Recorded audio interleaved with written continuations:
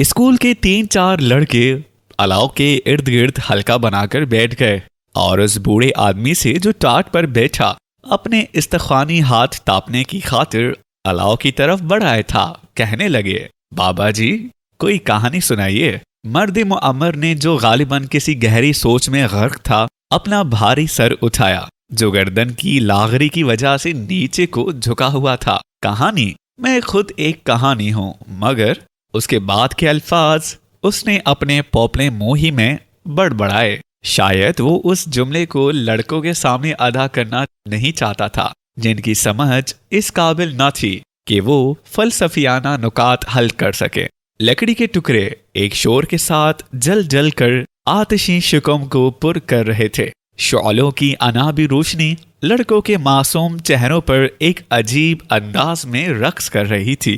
नन्ही नन्ही चिंगारियां सफेद राख की नकाब उलट उलट कर हैरत में सर बुलंद शौलों का मुंह तक रही थी। बूढ़े आदमी ने अलाव की रोशनी में से लड़कों की तरफ निगाहें उठाकर कहा, कहानी? हर रोज कहानी, कल सुनाऊंगा। लड़कों के तमतमाते हुए चेहरों पर अफसरदगी छा गई। नाउमीदी के आलम में वो एक दूसरे का मुंह तकने लगे, गोया वो आंखों ही आंखों में कह रहे थे, आज राहत कहानी सुने बगैर सोना होगा। यकायक उनमें से एक लड़का, जो दूसरों की बनिस्बत बहुत होशियार और ज़हीन मालूम होता था, अलाव के करीब सड़क कर बुलंद आवाज में बोला, मगर कल आपने वादा किया था और वादा खिलाफी करना दुरुस्त नहीं। क्या आपको कल वाले हामिद का अंजाम याद नहीं है, जो हमेशा अपना कहा भूल जाया करता था? दुरुस्त, मैं भूल गया था। बूढ़े आदमी ने ये कहकर अपना सर झुका लिया, जैसे वो अपनी भूल पर नादम है। थोड़ी देर के बाद वो इस दिलेर लड़के की जुर्रत का ख्याल करके मुस्कुराया,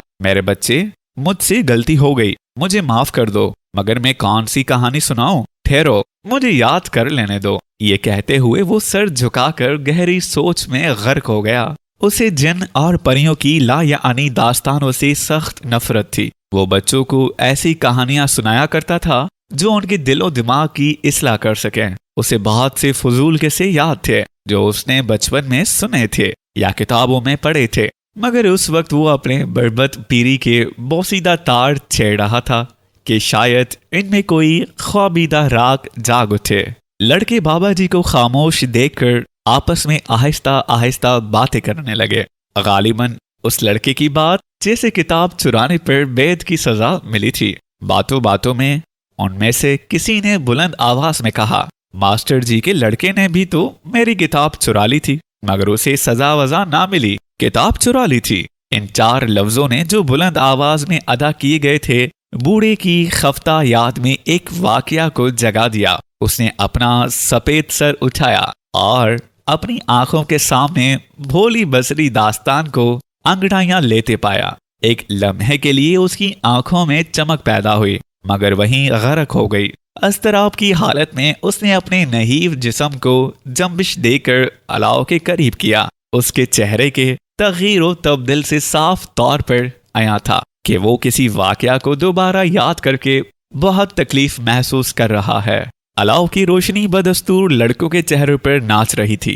दफअतन बूढ़े ने आखिरी इरादा करते हुए कहा, बच्चों, आज मैं अपनी कहानी सुनाऊंगा। लड़के फौरन अपनी बातें छोड़कर हमातन होश हो गए। अलाव की चटखटी हुई लकड़ियां एक शोर के साथ अपनी अपनी जगह पर उभर कर खामोश हो गईं। एक लम्हे के लिए फिजा पर मुकम्मल सुकूत तारी रहा। बाबा जी अपनी कहानी सुनाएंगे, एक लड़के ने खुश होकर कहा। बाकी सड़क कर आग के करीब खामोशी से बैठ गए। हाँ, अपनी कहानी, ये कहकर बूढ़े आदमी ने अपनी झुकी हुई घनी भुहों में से कोठड़ी के बाहर तारीकी में देखना शुरू किया। थोड़ी देर के बाद वो लड़कों से फिर मुखातिब हुआ, मैं आज तुम्हें अपनी पहली चोरी की दास्तान सुनाऊंगा। लड़के हैरत से एक दूसरे का मुंह तकने लगे। उन्हें इस बात का वहमो गुमान भी न था कि बाबा जी किसी जमाने में चोरी भी करते रहे हैं। बाबा जी जो हर वक्त उन्हें बुरे कामों से बचने के लिए नसीहत किया करते हैं। लड़का जो इनमें दिलेर था, अपनी हैरत ना छुपा सका। पर क्या आपने वाकई चोरी की? वाकई? आप उस वक्त किस जमात में पढ़ा करते थे? 9वीं में। ये सुनकर लड़के की हैरत और भी बढ़ गई। उसे अपने भाई का ख्याल आया जो 9वीं जमात में तालीम पा रहा था। वो उससे उम्र में दुगना बड़ा था। اس کی تعلیم اس سے کہیں زیادہ تھی۔ وہ انگریزی کی کئی کتابیں پڑھ چکا تھا اور اسے ہر وقت نصیحتیں کیا کرتا تھا۔ یہ کیوں کر ممکن تھا کہ اس عمر کا اور اچھا پڑھا لکھا لڑکا چوری کرے؟ اس کی عقل اس معاملے کو حل نہ کر سکی۔ چنانچہ اس نے پھر سوال کیا، آپ نے چوری کیوں کی؟ اس مشکل سوال نے بڈھے کو تھوڑی دیر کے لیے گھبرا دیا۔ آخر وہ اس کا کیا جواب دے سکتا تھا کہ فلاں کام اس نے کیوں کیا؟ بظاہر اس کا جواب یہی ہو سکتا تھا، اس لیے کہ اس وقت کے دماغ میں یہی خیال آیا۔ اس نے دل میں یہی جواب سوچا، مگر اس نے مطمئن نہ ہو کر یہ بہتر خیال کیا کہ تمام داستان من و ان بیان کر دے۔ اس کا جواب میری کہانی ہے جو میں اب تمہیں سنانے والا ہوں۔ سنائیے۔ لڑکے اس بوڑھے آدمی کی چوری کا حال سننے کے لیے اپنی اپنی جگہ پر جم کر بیٹھ گئے، جو الاؤ کے سامنے اپنے سفید بالوں میں انگلیوں سے کنگھی کر رہا تھا اور جسے وہ ایک بہت بڑا آدمی خیال کرتے تھے۔ بڈھا کچھ عرصے تک اپنے بالوں میں انگلیاں پھیرتا رہا، پھر اس بھولے ہوئے واقعے کے تمام منتشر ٹکڑے فراہم کر کے بولا، ہر شخص خواہ وہ بڑا ہو یا چھوٹا اپنی زندگی میں کوئی نہ کوئی ایسی حرکت ضرور کرتا ہے جس پر وہ تمام عمر نادام رہتا ہے۔ میری زندگی میں سب سے برا فعل ایک کتاب کی چوری ہے۔ یہ کہہ کر وہ رک گیا۔ اس کی آنکھیں جو ہمیشہ چمکتی رہتی تھیں دھندلی پڑ گئیں۔ اس کے چہرے کی تبدیلی سے صاف ظاہر تھا کہ وہ اس واقعے کو بیان کرتے ہوئے زبردست ذہنی تکلیف کا سامنا کر رہا ہے۔ چند لمحات کے توقف کے بعد وہ پھر بولا، سب سے مکروہ فعل کتاب کی چوری ہے۔ یہ میں نے ایک کتب فروش کی دکان سے چرائی۔ یہ اس زمانے کا ذکر ہے جب میں نویں جماعت میں تعلیم پاتا تھا۔ قدرتی طور پر جیسا کہ اب تمہیں کہانی سننے کا شوق ہے، مجھے افسانے اور ناول پڑھنے کا شوق تھا۔ دوستوں سے مانگ کر یا خود خرید کر میں ہر ہفتے ایک نہ ایک کتاب ضرور پڑھا کرتا تھا۔ وہ کتابیں عموماً عشق و محبت کی بے معنی داستانیں یا فضول جاسوسی قصے ہوا کرتے تھے۔ یہ کتابیں میں ہمیشہ چھپ چھپ کر پڑھا کرتا تھا۔ والدین کو اس کا علم نہ تھا۔ اگر انہیں علم ہوتا تو وہ مجھے ایسا ہرگز نہ کرنے دیتے، اس لیے کہ اس قسم کی کتابیں اسکول کے لڑکے کے لیے بہت نقصان دہ ہوتی ہیں۔ میں ان کے مہلک نقصان سے غافل تھا، چنانچہ مجھے اس کا نتیجہ بھگتنا پڑا۔ میں نے چوری کی اور پکڑا گیا۔ ایک لڑکے نے حیرت زدہ ہو کر کہا، آپ پکڑے گئے؟ ہاں، پکڑا گیا۔ چونکہ میرے والدین اس واقعے سے بالکل بے خبر تھے، یہ عادت پکتے پکتے میری طبیعت بن گئی۔ گھر سے جتنے پیسے ملتے ہیں انہیں جوڑ جوڑ کر بازار سے افسانوں کی کتابیں خریدنے میں صرف کر دیتا۔ اسکول کی پڑھائی سے رفتہ رفتہ مجھے نفرت ہونے لگی۔ ہر وقت میرے دل میں یہی خیال سمایا رہتا کہ فلاں کتاب جو فلاں ناول نفیس نے لکھی ہے ضرور پڑھنی چاہیے، یا فلاں کتب فروش کے پاس نئی ناولوں کا جو ذخیرہ موجود ہے ایک نظر ضرور دیکھنا چاہیے۔ شوق کی یہ انتہا دوسرے معنوں میں دیوانگی ہے۔ اس حالت میں انسان کو معلوم نہیں ہوتا کہ وہ کیا کرنے والا ہے یا کیا کر رہا ہے۔ اس وقت وہ بے عقل بچے کے مانند ہوتا ہے جو اپنی طبیعت خوش کرنے یا شوق پورا کرنے کے لیے جلتی ہوئی آگ میں بھی ہاتھ ڈال دیتا ہے۔ اسے یہ پتہ نہیں ہوتا کہ چمکنے والی شے جسے وہ پکڑ رہا ہے اس کا ہاتھ جلا دے گی۔ ٹھیک یہی حالت میری تھی۔ فرق اتنا ہے کہ بچہ شعور سے محروم ہوتا ہے، اس لیے وہ بغیر سمجھے بوجھے بری سے بری حرکت کر بیٹھتا ہے، مگر میں نے عقل کا مالک ہوتے ہوئے چوری ایسے مکروہ جرم کا ارتکاب کیا، یہ آنکھوں کی موجودگی میں میرے اندھے ہونے کی دلیل ہے۔ میں ہرگز ایسا کام نہ کرتا اگر میری عادت مجھے مجبور نہ کرتی۔ ہر انسان کے دماغ میں شیطان موجود ہوتا ہے جو وقتاً فوقتاً اسے برے کاموں پر مجبور کرتا ہے۔ یہ شیطان مجھ پر اس وقت غالب آیا جبکہ سوچنے کے لیے میرے پاس بہت کم وقت تھا۔ خیر، لڑکے خاموشی سے بوڑھے کے ہلتے ہوئے لبوں کی طرف نگاہیں گاڑے ان کی داستان سن رہے تھے۔ داستان کا تسلسل اس وقت ٹوٹتا دیکھ کر جبکہ اصل مقصد بیان کیا جانے والا تھا، وہ بڑی بے قراری سے بقایا تفصیل کا انتظار کرنے لگے۔ مسعود بیٹا، یہ سامنے والا دروازہ تو بند کر دینا، سرد ہوا آ رہی ہے۔ بوڑھے نے اپنا کمبل گھٹنوں پر ڈال لیا۔ مسعود، اچھا بابا جی کہہ کر اٹھا اور کوٹھڑی کا دروازہ بند کرنے کے بعد اپنی جگہ پر بیٹھ گیا۔ ہاں تو ایک دن جبکہ والد گھر سے باہر تھے، بوڑھے نے اپنی داستان کا بقایا حصہ شروع کیا۔ मुझे भी कोई खास काम न था और वो किताब जो मैं उन दिनों पढ़ रहा था खत्म होने के करीब थी। इसलिए मेरे जी में आई इस कुतुब फरोश तक हो आए जिसके पास बहुत सी जासूसी नावलें पड़ी थी। मेरी जेब में उस वक्त इतने पैसे मौजूद थे जो एक मामूली नावल के दाम अदा करने के लिए काफी हों। चनाचा मैं घर से सीधा उस कुतुब फरोश की दुकान पर गया। यूं तो इस दुकान पर हर वक्त बहुत सी अच्छी अच्छी नावलें मौजूद रहती थीं, मगर उस दिन खास तौर पर बिल्कुल नई किताबों का एक ढेर बाहर तख्ते पर रखा था। इन किताबों के रंग बरंग सरे वर्क देखकर मेरी तबीयत में एक हैजा सा बर्पा हो गया। दिल में इस ख्वाहिश ने गुदगुदी की कि वो तमाम मेरी हो जाएं। मैं दुकानदार से इजाजत लेकर इन किताबों को एक नज़र देखने में मशगूल हो गया। हर किताब के शोख रंग सरवर्क पर उस किस्म की कोई ना कोई इबारत लिखी हुई थी। नामुमकिन है कि इसका मुतालिया आप पर सनसनी तारी ना कर दे। मुसव्वर इसरार का लासानी शाहकार, तमसील है जान, रोमान सब यकजा, इस किस्म की इबारतें शौक बढ़ाने के लिए काफी थी, मगर मैंने कोई खास तवज्जो ना दी, इसलिए कि मेरी नजरों से अक्सर ऐसे अल्फाज गुजर चुके थे। मैं थोड़ा अरसा किताबों को उलट पुलट कर देखता रहा। उस वक्त मेरे दिल में चोरी करने का ख्याल मुतल्लिकन ना था, बल्कि मैंने खरीदने के लिए एक कम कीमत की नावल चुनकर अलग भी रख ली थी। थोड़ी देर के बाद दिल में ये इरादा करके मैंने दूसरे हफ्ते इन नावलों को दोबारा देखने आऊंगा। मैंने अपनी चुनी हुई किताब उठाई। किताब का उठाना था कि मेरी निगाहें एक मजलित नावल पर पड़ गईं। सरे वर्ग के कोने पर मेरे महबूब नावलिस्ट का नाम सुर्ख लफ्जों में छुपा था। उसके जरा ऊपर किताब का नाम था मुंतकिम शुआएं। किस तरह एक दीवानी डॉक्टर ने लंदन को तबाह करने का इरादा किया। ये सुतूर पढ़ते ही मेरी इश्तियाक में तुगनियानीसी आ गई। किताब का मुसनिफ वही था जिसने उससे पैशतर मुझ पर रातों की नींद हराम कर रखी थी। नावल को देखते ही मेरे दिमाग में ख्यालात का एक गिरोह दाखिल हो गया। मुंतकिम शुआएं, दीवाने डॉक्टर की इजाद, कैसा दिलचस्प अफसाना होगा। लंदन तबाह करने का इरादा, ये किस तरह हो सकता है। इस मुसनिफ ने फला फला किताबें कितनी सनसनी खेज लिखी है। ये किताब जरूर इन सब से बेहतर होगी। मैं खामोश इश्तियाक के साथ इस किताब की तरफ देख रहा था और ये ख्यालात यके बाद दीगरे मेरे कानों में शोर बर्पा कर रहे थे।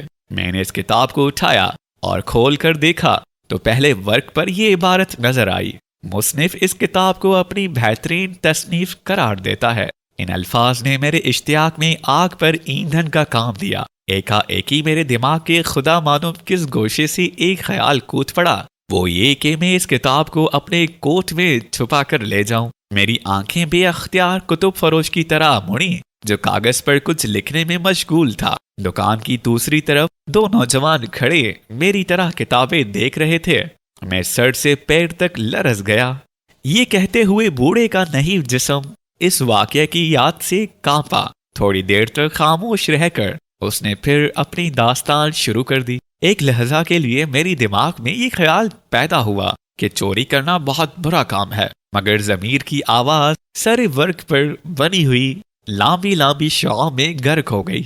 मेरा दिमाग मुंतकिब शुआएं की गर्दान कर रहा था। मैंने इधर उधर झांका और झट से वो किताब कोट के अंदर बगल में दबा ली, मगर मैं कांपने लगा। इस हालत पर काबू पाकर मैं कुतुब फरोश के करीब गया और इस किताब के दाम अदा कर दिए जो मैंने पहले खरीदी थी। कीमत लेते वक्त और रुपए में से बाकी पैसे वापस करने में उसने गैर मामूली ताखीर से काम लिया। मेरी तरफ उसने घूर कर भी देखा, जिससे मेरी तबीयत सख्त परेशान हो गई। जी में भी आई कि सब कुछ छोड़ छाड़ कर वहां से भाग निकलूं। मैंने उस दौरान में कई बार उस जगह पर जो किताब की वजह से उभरी हुई थी निगाह डाली और शायद उसे छुपाने की बेसूद कोशिश भी की। मेरी इन अजीबो गरीब हरकतों को देखकर उसे शक जरूर हुआ, इसलिए कि वो बार बार कुछ कहने की कोशिश करके फिर खामोश हो जाता था। मैंने बाकी पैसे जल्दी से लिए और वहां से चल दिया। 200 कदम के फासले पर मैंने किसी की आवाज सुनी। मुड़कर देखा तो कुतुब फरोश नंगे पांव चला आ रहा था और मुझे ठहरने के लिए कह रहा था। मैंने अंधाधुंध भागना शुरू कर दिया। मुझे मालूम न था मैं किधर भाग रहा हूँ। मेरा रुख अपने घर की जानिब न था। मैं शुरू ही से उस तरफ भाग रहा था جدھر بازار کا اختتام تھا۔ اس غلطی کا مجھے اس وقت احساس ہوا جب 2-3 آدمیوں نے مجھے پکڑ لیا۔ بوڑھا اتنا کہہ کر اضطراب کی حالت میں اپنی خشک زبان لبوں پر پھیرنے لگا۔ کچھ توقف کے بعد وہ ایک لڑکے سے مخاطب ہوا، مسعود، پانی کا ایک گھونٹ پلوانا۔ مسعود خاموشی سے اٹھا اور کوٹھڑی کے ایک کونے میں پڑے ہوئے گڑھے سے گلاس میں پانی انڈیل کر لے آیا۔ بوڑھے نے گلاس لیتے ہی منہ سے لگا لیا اور ایک گھونٹ میں سارا پانی پی گیا اور خالی گلاس زمین پر رکھتے ہوئے کہا، ہاں میں کیا بیان کر رہا تھا؟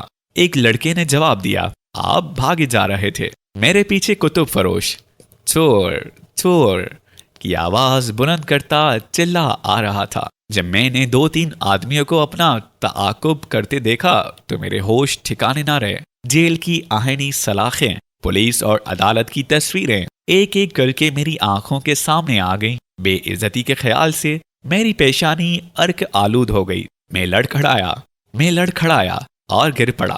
اٹھنا چاہا تو ٹانگوں نے جواب دے دیا۔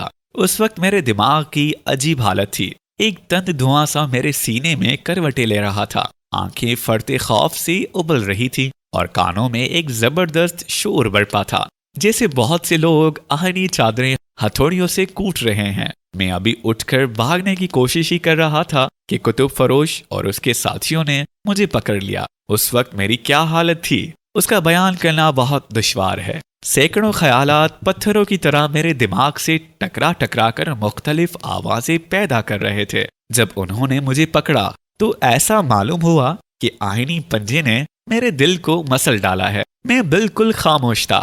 وہ مجھے دکان کی طرف کشاں لے گئے۔ جیل خانے کی کوٹھڑی اور عدالت کا منہ دیکھنا یقینی تھا۔ اس خیال پر میرے ضمیر نے لعنت ملامت شروع کر دی، چونکہ اب جو ہونا تھا ہو چکا تھا اور میرے پاس اپنے ضمیر کو جواب دینے کے لیے کوئی الفاظ موجود نہ تھے۔ اس لیے میری گرم آنکھوں میں آنسو اتر آئے اور میں نے بے اختیار رونا شروع کر دیا۔ یہ کہتے ہوئے بوڑھے کی دھندلی آنکھیں نمناک ہو گئیں۔ کتب فروش نے مجھے پولیس کے حوالے نہ کیا، اپنی کتاب لے لی اور نصیحت کرنے کے بعد چھوڑ دیا۔ بوڑھے نے اپنے آنسو کھردرے کمبل سے خشک کیے۔ خدا اس کو جزائے خیر دے۔